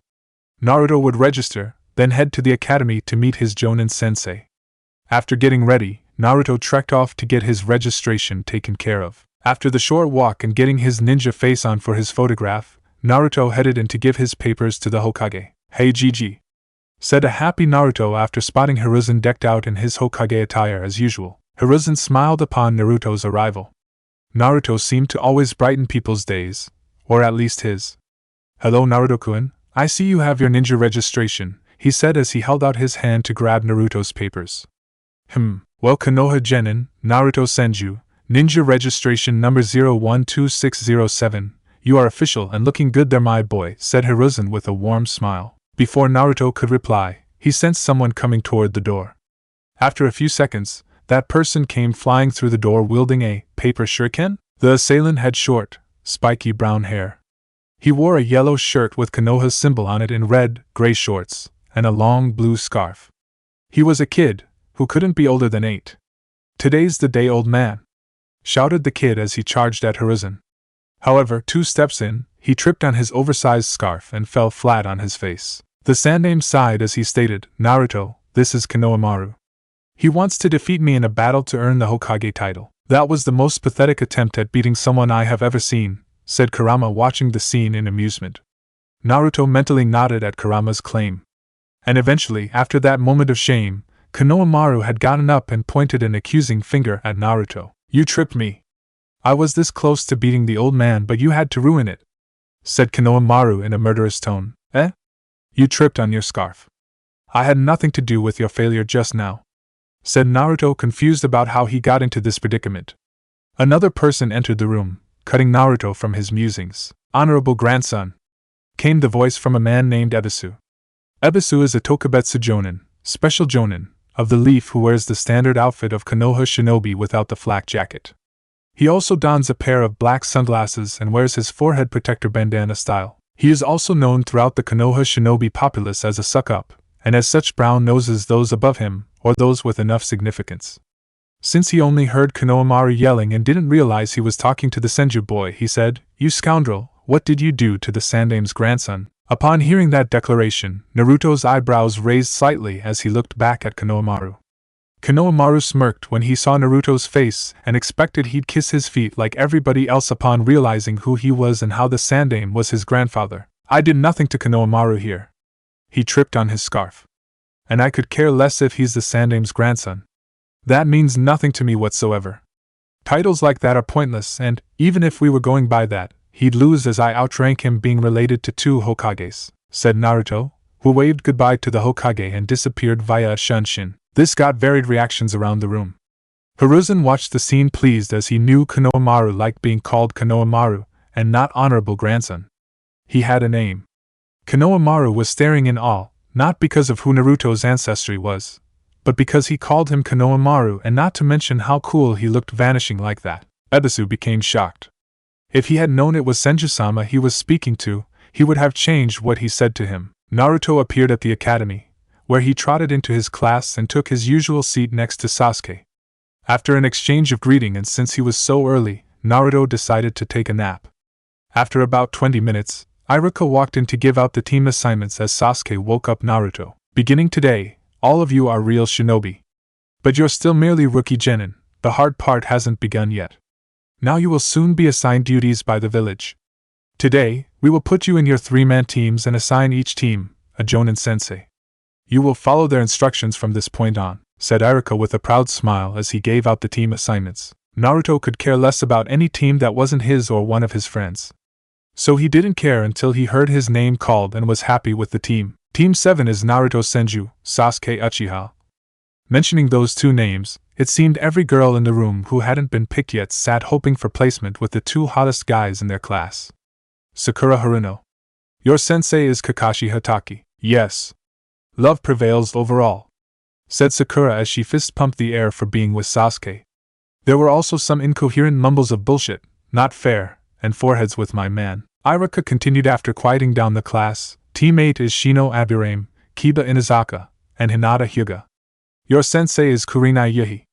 Team 9 is still in circulation, so Team 10 is Choji Akimichi, Shikamaru Nara, and Ino Yamanaka. "Your sensei is Asuma Sarutobi." And with that said, Iruka bid them all good luck and farewell as their senseis would arrive shortly. 2 hours later, one at a time, each Jonin came to pick up their team right after Iruka finished speaking. However, it had been 2 hours and Team 7's sensei hadn't arrived yet. Sakura was fuming at this point, wondering why he hadn't shown up. Naruto remained calm and even shut his eyes to sleep some more. Sasuke was in between each of them. He was calm like Naruto, but his eyebrow twitched every few seconds to show his irritation. "I don't care if this guy's a Jonin. Who the hell is 2 hours late?" shrieked a practically seething Sakura as she ground her teeth together. Naruto opened his eyes as he said, "Sakura-chan. You're loud again." Sakura blushed with embarrassment. Naruto had told her she shrieked at times, and after everyone's agreement, she had begun to try to tone it down, though she still had outbursts occasionally. Shortly afterward, Naruto perked up slightly and stared at the door. A few seconds later, a man with gravity-defying, silver hair came through the door. He had on the standard outfit of Konoha shinobi along with a face mask that covered his nose down. He also wore his headband around his forehead, though it slanted down to cover his left eye. "Team 7? After a nod, he said, "My first impression of you guys. You seem like a nice bunch. Meet me on the roof in 5 minutes." As he disappeared in a puff of smoke, Naruto, Sasuke, and Sakura made their way to the roof to meet up with Kakashi. Once they arrived, they noticed their sensei was reading an orange book. He looked as if he was oblivious to his surroundings, but Naruto could see the critical eye he had on them. After Kakashi noticed everyone was ready, he began. "Glad you all made it. Now, how about we start by having you all introduce yourselves," said Kakashi as he put his book away. "What should we say?" asked Sakura. How about your likes, dislikes, dream for the future, and your hobbies?" answered Kakashi with a bored tone. "Could you go first?" "As an example," said Sakura with a smile. Kakashi let out a sigh. "Fine. My name is Kakashi Hatake. I do not want to tell you my likes or dislikes. Dreams for the future. I have many hobbies," said Kakashi as he pointed at Naruto to go. Naruto grew disheartened as he only learned his sensei's name, but smiled at it being his turn to introduce himself. "My name is Naruto Senju. I like ramen, forests, and gardens. I dislike the 3 minutes it takes to make ramen and traders. My dream for the future is to surpass all the Hokages and protect this village. That way everyone has to acknowledge me. Hobbies? I have a bonsai tree in training," said Naruto, still smiling. He's grown up interesting. Though Kakashi. "Next," said Kakashi looking at Sasuke. "My name is Sasuke Uchiha. There are tons of things I dislike and only a few things I do like. And I don't use the word dream, for I have an ambition. To revive my clan and kill a certain man," said Sasuke. Figured as much," thought Kakashi. "And lastly, the girl," said Kakashi to Sakura. "My name is Sakura Haruno. I like," said Sakura as she peeked at Sasuke. "I mean the person I like is my dream for the future? Oh my! The thing I dislike is Ino Pig," finished Sakura. Typical girl her age. Love over jutsu, thought Kakashi before saying, "Well, tomorrow marks the start of Team 7. I'll see you all tomorrow for survival training," said Kakashi. "Survival training? But didn't we do enough training in the academy, Kakashi-sensei?" asked a confused Sakura, who also had looks of confusion from Naruto and Sasuke. "This training is different. I will be your opponent, but that is not all. This is an exam in which only 9 out of the 27 graduates will pass. It has a 66% failure rate," said Kakashi with a chuckle at his Jenin's faces of shock. "You will meet me at 8 tomorrow morning. Bring your shinobi gear, and I suggest not eating breakfast," said Kakashi, and before anyone could ask him any more questions, he vanished in a poof. Naruto pondered those words before he too told his teammates goodbye and left via Shunshin. Sasuke decided to do some more training for tomorrow, and Sakura just headed home to also prepare for tomorrow as well. It would be a big day. The next day, 11 a.m. The next morning, it had been a long 3-hour wait as Naruto, Sasuke, and Sakura arrived at 8 awaiting their sensei's arrival. Sasuke stood leaning on a tree scowling slightly as he waited. Sakura was inwardly fuming again. Naruto mediated as he waited, still racking his brain over what Kakashi said yesterday. Naruto then opened his eyes as his sensei appeared several seconds later. "You're late," came the yell from Sakura as Sasuke and Naruto agreed, although less vocal than their pink-haired teammate. Upon noticing the questioning looks from his Jenin, Kakashi explained his tardiness. "I was on my way here when I saw a black cat cross my path. I didn't want bad luck, so I took a long way around," said Kakashi in a tone that seemed that he was completely honest. Sasuke and Sakura immediately recognized the horrible lie. However, Naruto immediately understood he wouldn't want bad luck either and probably would have walked around as well. "Okay, it's set to noon," said Kakashi as he pulled a clock out and sat it on one of the training posts. He then took out 2 bells and said, "Here are 2 bells. Your task is to take one of these bells before noon. Those who cannot get a bell, get no lunch. Not only will I tie you to a stump, I'll eat your lunch in front of you," continued Kakashi as his 3 students' stomachs rumbled. "That's why he said not to eat," thought Naruto as he was slowly concluding today's training. You only need one bell. And since there are only two, I will tie whoever does not get a bell to this stump here. Also, that person fails and will go back to the academy. Meaning at least one of you will be going back no matter what.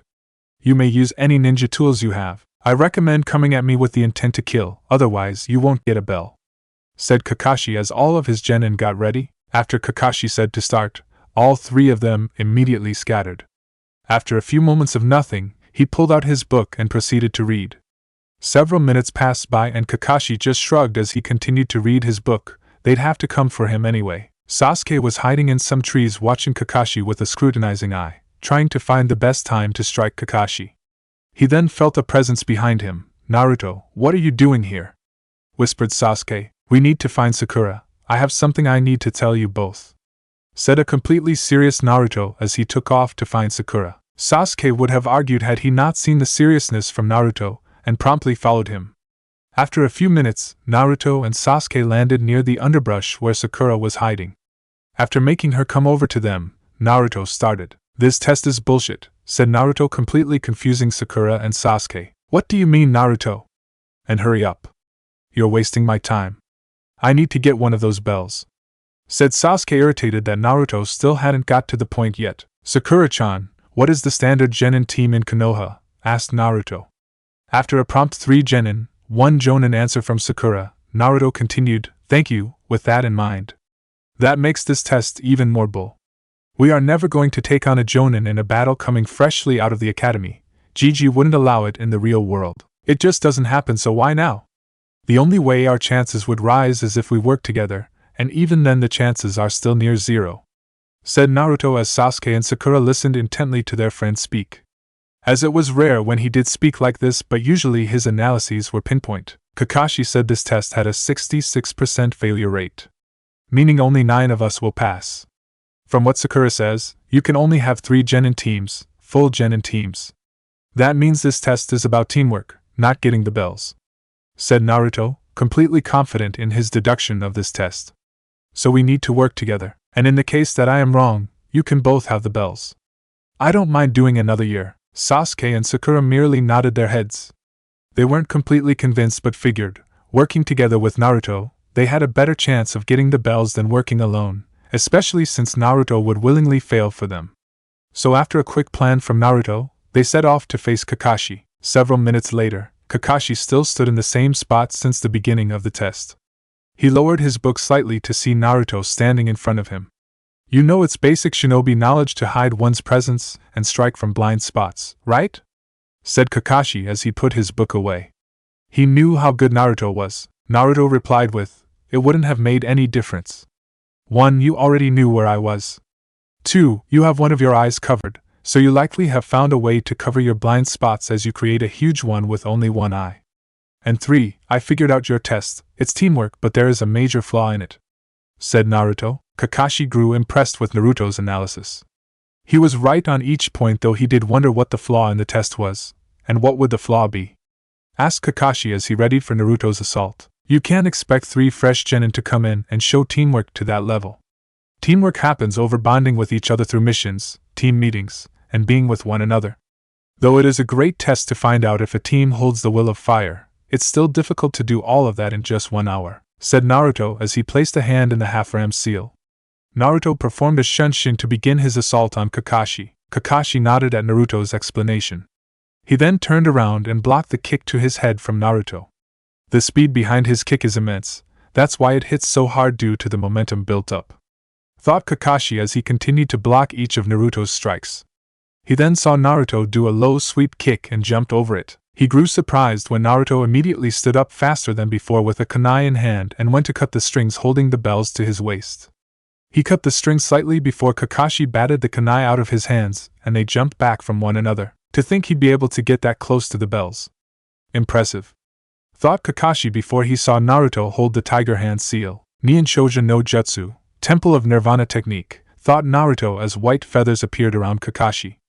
Kakashi immediately recognized the genjutsu and dispelled it with ease.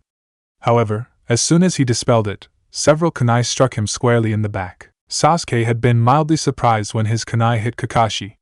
He did according to the plan, Once Naruto activated his genjutsu, launched the kunai at Kakashi to catch him off guard. Though he wasn't disappointed as he saw the customary log take Kakashi's place, signaling a replacement. Shortly after that, Sasuke heard a scream. It seemed Kakashi had taken out Sakura. Damn, guess we go to plan B, thought Sasuke as he activated his Sharingan when he noticed Kakashi behind him and engaged the Jonin in taijutsu. Kakashi wasn't surprised to see Sasuke's Sharingan, he had read about it in Sasuke's file. However, he was in for another shock as after a few blocked hits and Sasuke's impressive agility, Sasuke managed to touch one of the bells. Upon noticing it, Kakashi immediately disengaged and slid a few feet away from Sasuke. However, he didn't notice the 3 lines of mud on the ground around him. The lines were in a perfect square surrounding Kakashi, with the only uncovered side being the one facing Sasuke, who was going through several hand seals as Naruto landed beside him with his palms placed on the ground. Doton, Dorihiki, Earth style, mud wall, thought Naruto as the mud around Kakashi rose on all 3 sides, creating a sort of tunnel facing his 2 students. At roughly the same time, Sasuke finished his hand seals and placed a hand near his mouth. Katon, Gokaku no Jutsu, fire style, grand fireball technique, said Sasuke as he unleashed a huge fireball from his mouth that flew toward Kakashi. Kakashi was about to jump up to avoid the jutsu when he noticed an equally big water ball flying down towards him. Naruto must have created that before landing next to Sasuke to activate his mud wall. Damn, that's a good combo, thought Kakashi as the area inside the mud walls exploded with steam from the fireball and water ball combination. Steam continued to rise from the impact area, obstructing the 2 Genin's view. Once it cleared, they noticed there was no trace of Kakashi anywhere. Underground, thought Naruto, but it was too late as a hand grabbed him and Sasuke and proceeded to drag them both underground. Kakashi soon popped up a few feet away and smiled at the 2 heads with his lone visible eye. Doton, Shinjuzanshu no Jutsu, Earth style, double suicide decapitation technique. That was nice teamwork from you 2, a great combination. You almost had me there, but you didn't. Too bad you didn't get a bell, as I'm sure you would have been great to have on my team, said Kakashi as he then noticed Sakura charging at him. Seems Naruto must have woken her up while I was in that taijutsu battle with Sasuke, thought Kakashi. Sadly, Sakura was way too weak to face Kakashi. However, before she got to him, Kakashi found himself in a full Nelson from Naruto. Due to the shock of Naruto's unexpected arrival, he didn't notice the kunai from Sasuke cut off the bells. Sakura made a dive for the bells since Kakashi was still stuck in Naruto's grip. It was all for naught as the timer went off right as Sakura made it to the bells. So close, thought Naruto as he let go of Kakashi, and they all made their way to the stumps. They passed with flying colors. But why not find out to what extent, thought Kakashi as he tied Naruto to one of the stumps. Kakashi asked how Naruto got out of the ground so fast, and with the answer of Doton, Marurigakyu no Jutsu, Earth style, hiding like a mole technique, he nodded at the statement. At which point Kakashi told them that they failed the test since none of them could get a bell, but since they used teamwork, he'd give them another chance. Since Naruto attacked him first, then he wouldn't be allowed lunch. So after handing Sasuke and Sakura a bento and leaving instructions to not feed Naruto, he vanished in a poof of smoke. We were so close, said Sakura as she opened her bento and began eating. Said Sasuke as he agreed and couldn't wait for another shot at the Jonin. We'll get him next time, said Naruto as he was wondering if he was wrong in his judgment of the true meaning of the test. They should have passed, right? Yet they didn't. Was he wrong? Eventually, his thoughts were cut short as his stomach quaked upon seeing Sasuke and Sakura eating their food. When that happened, he was in for a shock as Sasuke offered him his bento. We need you, said Sasuke begrudgingly. Had it not been for you, we would have not been so close in the first place. So here, eat up. You will not be at full strength if you are handicapped by hunger. Naruto was even more surprised when Sakura also offered her bento. Sasuke-kun is right. You need to eat something and you can eat from mine since I don't eat as much as Sasuke-kun, said Sakura as she placed a bit of food on her chopsticks, and was inches away from feeding Naruto when, boom, a huge plume of smoke appeared and out stepped an irate-looking Kakashi. You dare defy my rules? I told you not to feed Naruto, yet you disobey my orders and do it anyway? What do you have to say for yourselves before I give out divine punishment? Said Kakashi as he held the ram's seal and the sky darkened considerably and lightning danced around it. Freaked out by the sudden appearance of Kakashi, Naruto shouted, because we're a team. And teammates look out for one another. That's what Konoha's built upon, teamwork. Well, if that's all you have to say, then you, said Kakashi as all the Jenin closed their eyes awaiting their punishment. Pass, said Kakashi with a nice smile as the sky cleared back up. What? Came the intelligent response from Sakura. Kakashi merely pointed to the memorial stone and stated, Naruto was correct. This test was to find out your teamwork and willingness to work together. I gave you all a near impossible task with rules created to make you split up and work for yourselves. Had you forsaken your teammates and worked alone, you would have failed, even if you did get a bell. You all did the opposite, and that is why we are now officially Team 7. Remember these words, those who break the rules are scum, but those who abandon their friends are even worse than scum. Finished Kakashi. The three Genins looked on with various expressions. Sakura fist pumped at officially being a team. Sasuke merely smirked in his cool way, though you could see his excitement. Naruto, however, was crying tears of passion at the line that would forever be engraved in his heart. They were Team 7 and nothing would change that. Now tomorrow, we will begin missions and training to work more efficiently as a team. I expect to see you guys back here tomorrow at 9 a.m. Until then, said Kakashi as he disappeared again in a puff of smoke. When Kakashi left, Naruto escaped the ropes that bound him to the stump as he asked, So you guys wanna train since we still have a whole day left? We all need more work, especially you Sakura. Sasuke and I are more advanced than you and we need all the links of our team to be better if we want to be the best team possible. Finished Naruto as Sasuke nodded and looked at Sakura expectantly. After a moment, Sakura agreed. She would get to spend more time with her Sasuke-kun and become a better ninja in the process since her lack of help against Kakashi-sensei was eye-opening. Time skip 6 weeks later. D-rank missions, chores if you asked Naruto, were horrible. Team 7 had done 48 D-rank missions in the past 6 weeks, from walking dogs and painting fences to catching the elusive Tora, pet cat of the fire daimyo's wife. In those 6 weeks though, Team 7 held many training sessions together, usually 3, sometimes 4 times a week outside of missions and teamwork training with Kakashi. Naruto stayed relatively the same, steadily trying to increase the speed of his shunshin and master his ninjutsu arsenal. Kakashi even showed Naruto another clone technique, as he knew about Naruto's Mokutan and Moku Bunshins, wood clones, and that he still didn't want to show it. It was the simple Iwa Bunshin no Jutsu, rock clone technique. Naruto also moved to level 3 of Fuinjutsu, sealing techniques, involving exploding seals. He began to attach them to his earth clones to add a deadly surprise to the simple clone technique. Sasuke added a few more fire jutsus. One of them being Katan, Hozenka no Jutsu, fire style, Phoenix Sage Flower technique, which emitted a volley of fist-sized fireballs from the user's mouth in an unpredictable way. He also added the powerful Katan, Ryuka no Jutsu, fire style, fire dragon technique, which creates a powerful stream of fire from the user's mouth that takes on a dragon's appearance. Also during that time, he managed to learn several Sharingan Genjutsu from his clan's library. For some reason, Kakashi even gave him tips. How Kakashi knew so much about the Sharingan was above him, but he accepted it with no questions asked. The person who progressed the most was Sakura. She began with physical exercises that at first were brutal on her due to her not getting the correct nutrition into her body.